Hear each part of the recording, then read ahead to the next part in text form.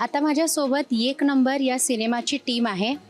अगदी पहिल्या दिवसापासून म्हणजे टीझरपासून या सिनेमाबद्दलचे खूप प्रश्न आहेत लोकांना आणि त्याच्यामध्ये काही अफवासुद्धा आहेत.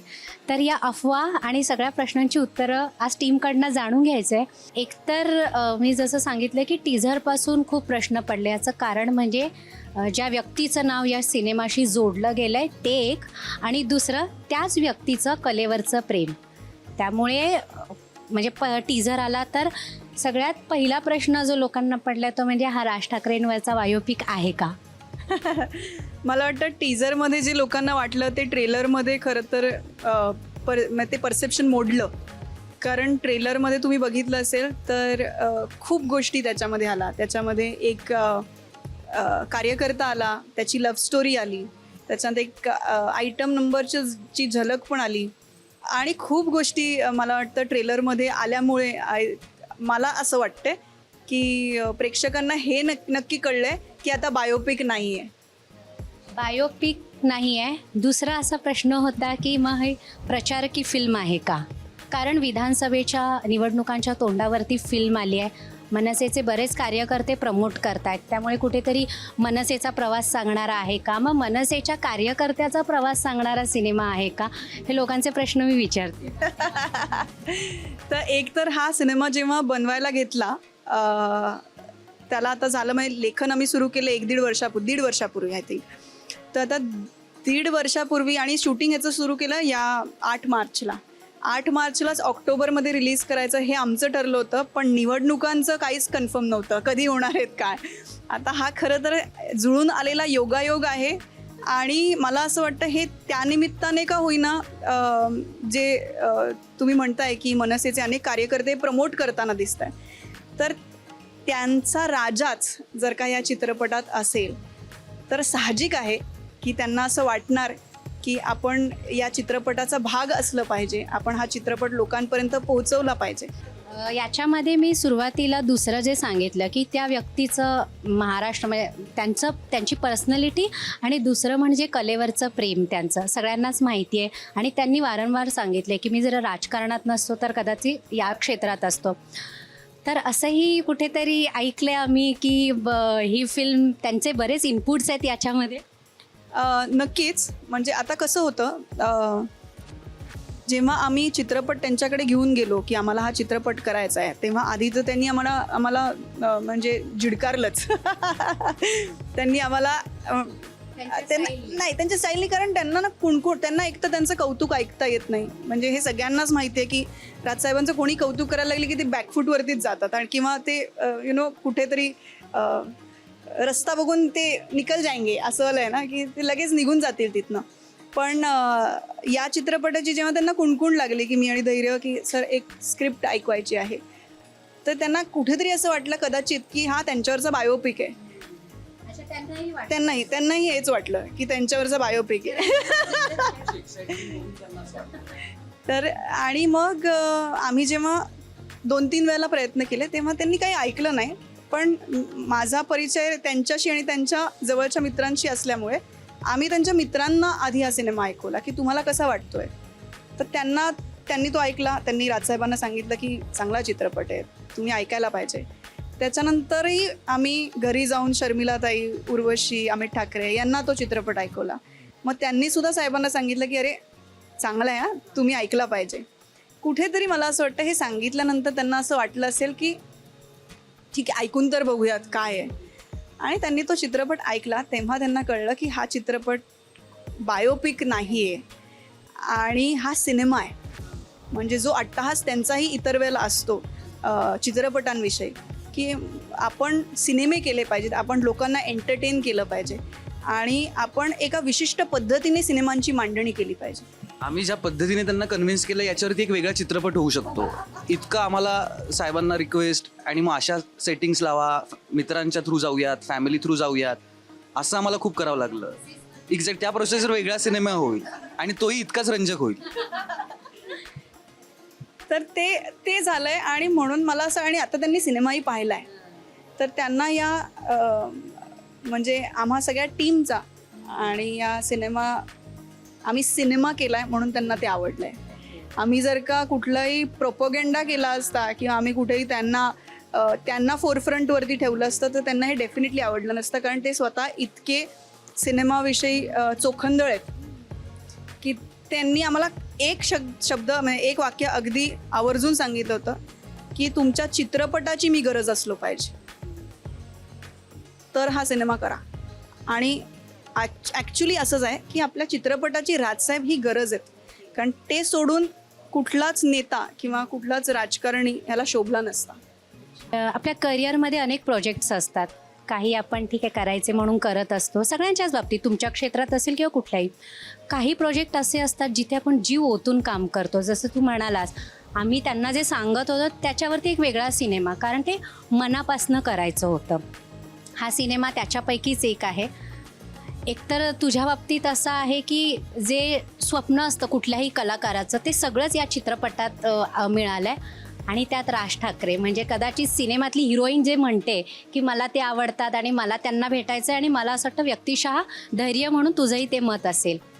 ही भूमिका काय, म्हणजे त्या फिलिंग काय, त्याच्याबद्दल काय सांगशील? मी खरंच खूप काय म्हणतात त्याला लकी आहे, भाग्यवान आहे की मला माझ्यासारख्या एका सर्वसामान्य मुलावरती, आणि मी खरं तर ह्या क्षेत्रात लहानपणापासून काम करतोय. मग बालनाट्य असतील, मालिका असतील, हिंदी चित्रपट असतील, हिंदी मालिका असतील, हे सगळं मी करत आलो. आणि मराठीमध्ये एक इतक्या मोठ्या प्रोडक्शन हाऊसमध्ये इतक्या मोठ्या दिग्गजां म्हणजे Sajid sir, Wardha ma'am, Tejaswini ma'am, Zee, इतकी दिग्गज मंडळी आहेत, त्यांच्या एवढ्या मोठ्या प्रोडक्शन हाऊसमध्ये मला इतक्या छान पद्धतीने प्रेझेंट करताय. तर आय एम फिलिंग ब्लेस्ड. मी खूप ग्रॅटिट्यूडमध्ये आहे सध्या की मला एक नंबर फिलिंग आहे आत्ता खरंच. इट इज नॉट समथिंग की मी प्रमोशनसाठी म्हणतोय, पण जेन्युइनली एक नंबर फिलिंग आहे. पिंकी हे जे पात्र आहे ते साकारताना मला ती दडपण होतंच आणि जसं जबाबदारी म्हणाले ते होतंच. पण माझ्या आधीच्या पात्रांपेक्षा मला हे खूप वेगळं वाटतं, कारण इथे मला जरा अभ्यास होता. आता ते चित्रपट पाहिल्यानंतर कळलंच, कारण की माझ्यासाठी डायलॉग डिलिव्हरी एवढ्या लेवलवर, बरं मग त्यातही भाषा वेगळी आहे, या सगळ्या गोष्टींचं खूप दडपण होतं. पण फॉर्च्युनेटली इतक्या वर्षांपासून अभिनय क्षेत्रात नाव आहेच तेजस्विनी मॅमचं, आणि प्लस निर्माती होते माझ्याबरोबर कॉन्स्टंट होत्या. म्हणजे मी कुठल्याही सीन करण्याच्या अगोदर त्यांच्याकडे इथून नको प्लीज हलू, मला हवी आहेच. किंवा मग राजेश सरांनी पण खूप आमच्या दोघांवरही खूप विश्वास ठेवला. मला वाटतं की जे गाणं आम्ही शूट केलं तर ते कुठल्याही आजपर्यंत मराठी ॲक्टर्स बरोबर झालं नाही. एवढे भव्य सेट, इतके रंग, टेक्निशियन्स किंवा श्रेया मॅमचा आवाज, अजय अतुल सरांचं म्युझिक, ती जबाबदारी होतीच. कारण या गाण्याला जस्टिस द्यायचं हे आमच्या दोघांना खूप दडपण आलं होतं. पण आमची टीम फॉर्च्युनेटली खूप चांगली होती आणि सगळ्यांची खूप मदत झाली आहे. धैर्य, जसं तू मगाशी सांगितलं की आम्हाला जवळपास 2 महिने लागले कन्व्हिन्स करायला.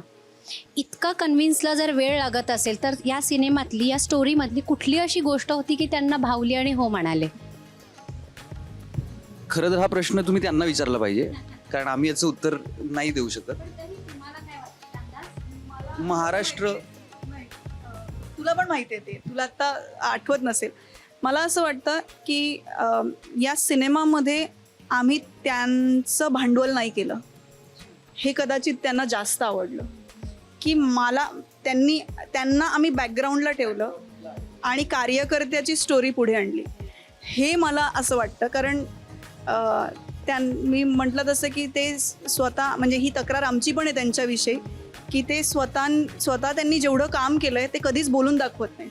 खरं तर हा त्यांचा मोठेपणा आहे, पण ही आमची तक्रार आहे की तुम्ही सांगितलं पाहिजेत की तुम्ही काय काय कामं करताय, आणि खरंच त्यांनी ते सांगितलं पाहिजे. पण तो माणूसच असा आहे, त्यांच्या स्वभावातच नाही त्यांच्या, की ते करून मोकळे होतात, ते दर्शवत नाही की मी हे केलं आहे.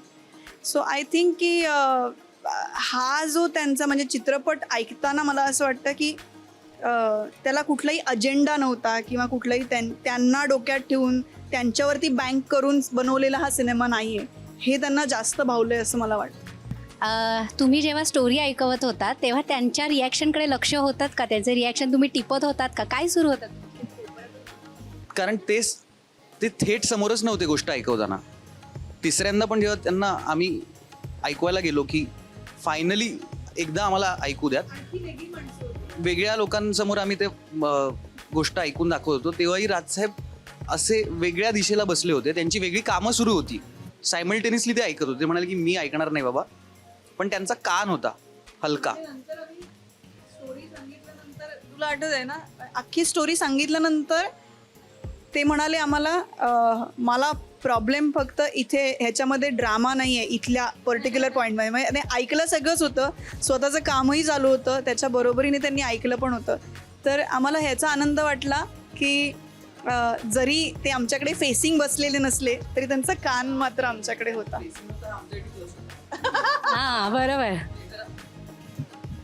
तुम्ही विचार करा ना की राजसाहेब बसलेत आणि त्यांच्यासमोर आम्ही फेसिंग करून आम्हाला त्यांना काहीतरी सांगतोय, हे होऊच शकत नाही. त्याच्यामुळे ते त्यांचं फेसिंग नव्हतं, हा आमच्यासाठी प्लस होता, म्हणून कदाचित ते झालं. याच्यामध्ये ट्रेलरमध्ये ना सभा दाखवली आहे, ती म्हणजे फाईल फुटेज आहे की ती ॲक्च्युअल ते शूट केलं आहे, आणि जर केलं असेल तर मग हे आधी ठरलं होतं का, तर त्याच्याबद्दल. हो, ही सभा ॲक्च्युली शूट केली आहे आणि ह्याचं प्लॅनिंग खूप आधीपासून सुरू झालं होतं. अजून एक प्रश्न आहे, ही कुठली सभा होती? ही यावर्षीचीच सभा आहे. 2024 साली जी गुढीपाडव्याची त्यांची सभा होते शिवतीर्थावरती, त्याच सभेमध्ये आम्ही हे शूट केलं आहे. आणि आमचं 12 कॅमेराचा सेटअप होता. संजय मेमाणेंनी कसं ते पुल ऑफ केलं आहे आम्हाला खरंच माहिती नाही. आणि सगळ्यात मोठं आव्हान हेच होतं की शूटिंग चालू आहे हे लोकांना कळलं नाही पाहिजे, कारण सभा डिस्टर्ब नाही झाली पाहिजे. तिथे लोक त्यांना ऐकायला येतात, तर त्यामुळे त्यांनाही नाही डिस्टर्ब झालं पाहिजे, लोकांनाही डिस्टर्ब नाही झालं पाहिजे. मग आमची ॲक्टिंगही चालू असली पाहिजे. म्हणजे त्याच्यानंतर 12 वेगवेगळे कॅमेरे वेगवेगळ्या अँगल्सला, कोणी ऑडियन्स कव्हर करतंय, कोणी बरं ह्याच्यामध्ये म्हणजे धैर्य सोडून अनेक बाकीचे कॅरेक्टर्स आहेत, पण त्यांच्यासाठी पण एक वेगळा कॅमेरा आहे. तर प्रत्येकाचे कॅमेरे, आणि तिथे खूप प्रोटोकॉल्स पाळायला लागतात. म्हणजे तुम्हाला इकडच्या गेटवरनं शेजारच्या गेटला पण येता येत नाही, तुम्हाला पार फिरून असं यायला लागतं, बिकॉज सेक्युरिटी रिझन्स असतात, तर तुम्हाला पार फिरून यायला लागतं. ते सगळं पार करत करत सभा कव्हर झाली होती. आणि खूप म्हणजे आम्हाला तर खूप मजा पण आली. आमचे शेवटी पाय तुटले होते लिटरली. आम्ही नंतर 2 तास तिकडेच सभा संपल्यानंतर पण बसून होतो, आणि मी तर अशी फिरूच शकत नव्हते. त्यामुळे मी राजसाहेबांचाच मास्क घातलेला आणि मी शूट करत होते. I was in the audience. मला असं वाटतं तुम्हाला सगळ्यांना जोडणारा समान धागा म्हणजे राज ठाकरेच असतील. तर तुझ्यापासून सुरुवात करते की तू पहिल्यांदा राज ठाकरेंच्या प्रेमात कधी, व्यक्ती म्हणून त्यांची पर्सनॅलिटी तुला कधी भावली? मला त्यांचा स्ट्रेट फॉरवर्ड स्वभाव जो आहे, नो नॉनसेन्स ते जे बोलतात, म्हणजे जी त्यांची मतं ते ज्या पद्धतीने मांडतात आणि थेट मांडतात. एकतर ते डोळ्यात डोळे घालून बोलतात, मुद्देसूर बोलतात, आणि प्रत्येकाला, महाराष्ट्रातल्या माणसाला जेव्हा राजसाहेब बोलत असतात ते असं वाटतं की अरे हे माझ्या मनातलं आहे. म्हणजे ते कुठलाही महाराष्ट्रातला प्रॉब्लेम असेल किंवा कुठलंही सोल्युशन सांगत असतील तर त्याचा त्यांनी प्रचंड अभ्यास केलेला असतो. त्यांचं वाचन तगडं आहे, आणि काय म्हणतात त्याला, सार्वभौम विचार करून ते बोलतात. त्याच्यामुळे सरस्वती प्रसन्न आहे त्यांच्यावरती. त्यांची भाषा खूप छान आहे, आणि त्यांचा शब्दसाठा पण खूप आहे. म्हणजे मला हेवा वाटतो की एवढं कसं एका माणसाला एवढं जमू कसं शकतं. त्याच्यामुळे लहानपणापासून, आणि माझ्या घरात पण साहेबांबद्दल खूप आहे लहानपणापासून. मी लहान असल्यापासून आई वडील म्हणा, खूप लहानपणापासून त्यांना पाहिलंय, ऐकलंय, आणि कधीही कुठेही त्यांचं भाषण ऐकलं तरी एक इन्स्पिरेशन वाटतं. तर ते प्रत्येक मराठी माणसाला वाटतं. आणि मला पिंकी करताना जो अभिमान आला ना, तो मला आता वाटतं फिल्म नंतर मी अजूनही त्याबद्दल नीट सांगू शकते की सायलीलाही ते होतंय, आणि ते कसं होतंय आता ते 10 तारखेनंतर कळेलच. जर राज ठाकरे कलेच्या क्षेत्रात असते तर ते दिग्दर्शक, निर्माते, लेखक, ॲक्टर आहे पर्सनॅलिटी, तशी कुठली भूमिका खूप छान निभावू शकले असते? मला असं वाटतं त्यांनी फक्त निर्माता होऊ नये, कारण त्यांचा हात इतका सढळ आहे. आणि कुठल्याही म्हणजे स्पेसिफिकली निर्माता क्षेत्रामध्ये किंवा निर्मिती क्षेत्रामध्ये खूप गोष्टी कंट्रोलमध्ये ठेवायला लागतात. एवढं सढळ राहून चालत नाही, आणि कारण त्याची काही गणितं असतात. तर मला असं वाटतं की साहेबांनी निर्माता फक्त होऊ नये, बाकी मला असं वाटतं त्या माणसानी लेखक असावंच, संगीतकार असावं. ते उत्कृष्ट गातात, स्वतः खूप सुंदर गातात.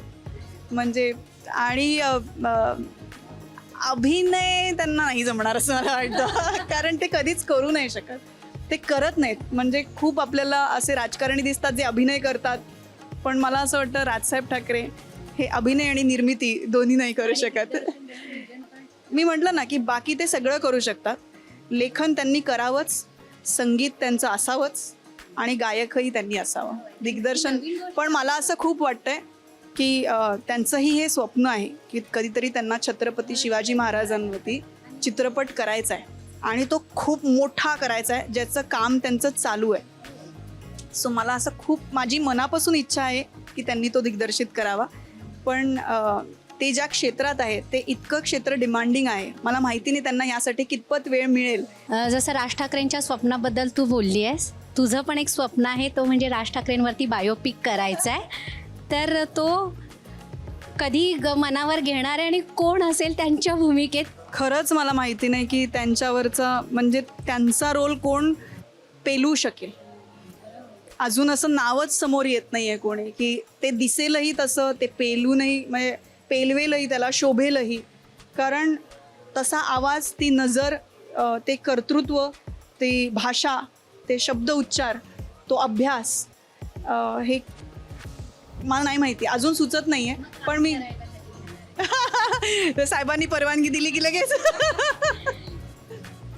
आपण एक नंबर या सिनेमातलं ज्या काही इंटरेस्टिंग गोष्टी आहेत त्याची वाट बघूयात थँक्यू सो मच खूप गोष्टी रिव्हील केल्यास तू आज आणि थँक्यू सो मच तुमच्या या प्रवासाला खूप खूप शुभेच्छा थँक्यू कॅमेरा पर्सन सचिन शिंदेसोबत राखी पटोळे ABP माझा मुंबई